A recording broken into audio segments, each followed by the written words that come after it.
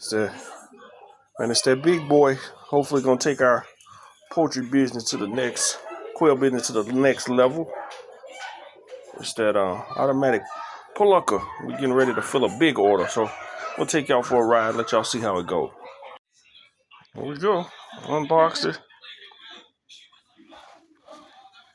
We ought to be able to get quite a few birds in there. We're gonna see. Cage is here. The big boy's getting ready to go to that bird nest in the sky. Yeah, man. Me and my main man, we got a sack. That's 100 birds. That plucker doing his thing. Yes, sir. Late night burning it off. Cooking up them birds in a righteous way.